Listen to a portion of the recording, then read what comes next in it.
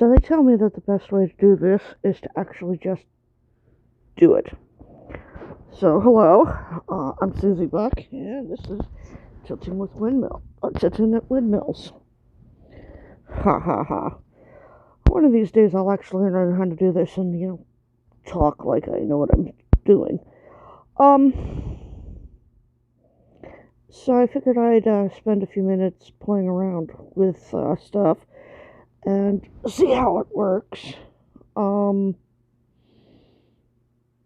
a learning curve. It's a huge learning curve.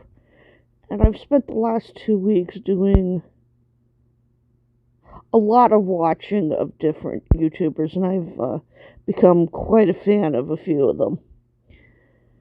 It blows my mind just how many people make a decent living doing vlogs and then turning it into getting outdoors and doing things, or turning hobbies into a job.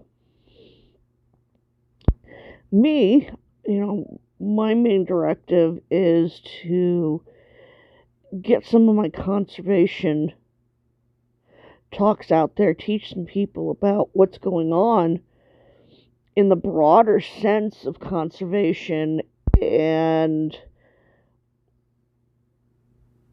the big picture, and what you can do on a small scale can make a big difference on the large scale.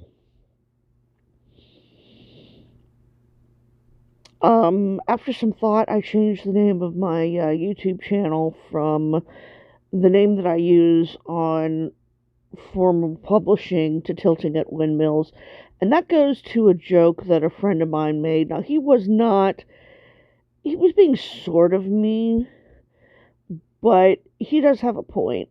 He calls my trying to get big cats and dangerous exotic animals out of private owners' hands a quixotic quest. I think he's wrong. But the more I thought about it, I really am tilting at windmills. And I'm from Maryland. Our state sport, whether or not most people know it, is jousting. So after some thought, I decided to take it and make it my own. Heck, who knows, maybe someday it'll lead to some decent merch that people might actually want if I get some fans. Why I do what I do. That's a huge multi-pronged question, but it comes down to we all live on the same planet. Whether it's animals or humans, we're connected. Almost everybody's taken a biology class. Almost everybody understands, there's a basic life pyramid, and at the bottom are the stuff that everything else eats till you hit what is called an apex predator. And they're the big boss of the land. Somewhere along the way, humans, which we are not made to be an apex predator, take a really good look about how humans are built. The only thing we have going for us is our brains, and sometimes I really wonder about our brain power. I really do. If it wasn't for that, we'd be somewhere in the middle towards the bottom. We'd be food.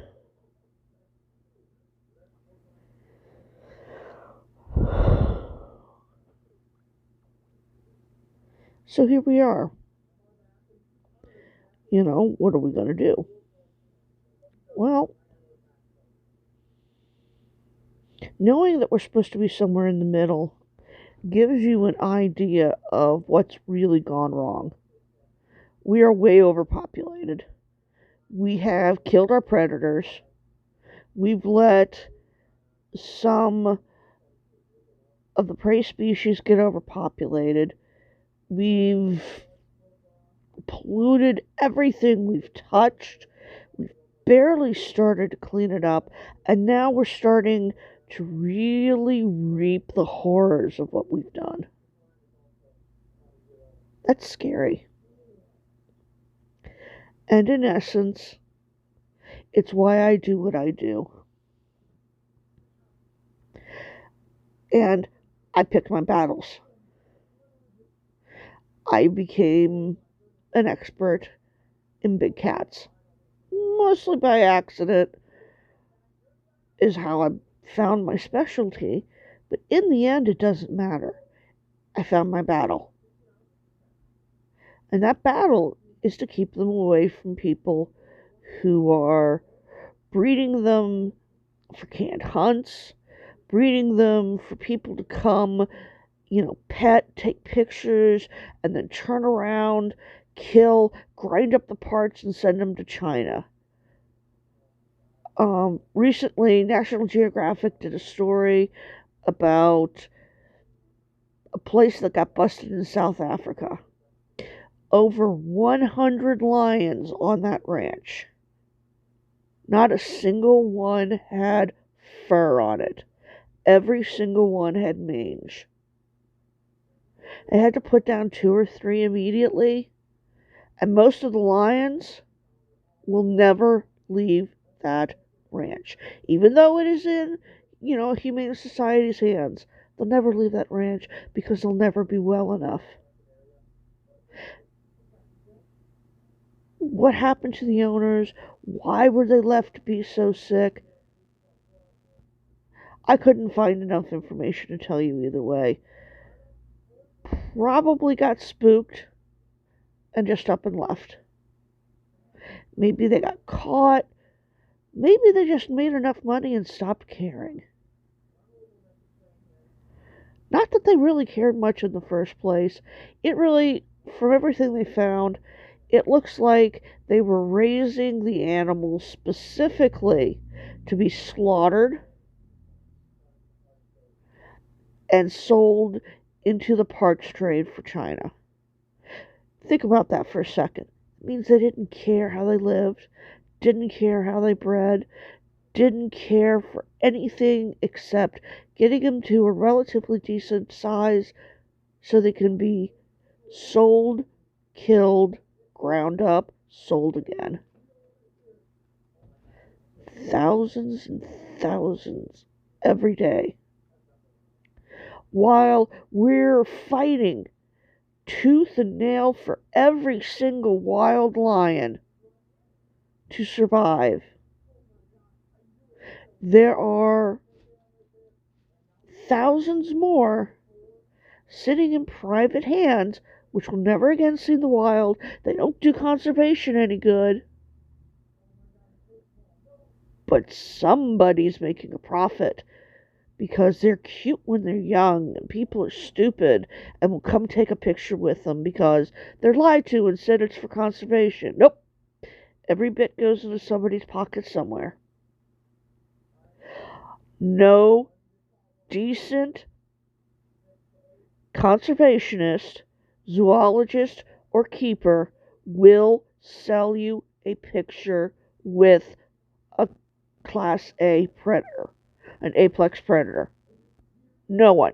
Worldwide, period, end of statement.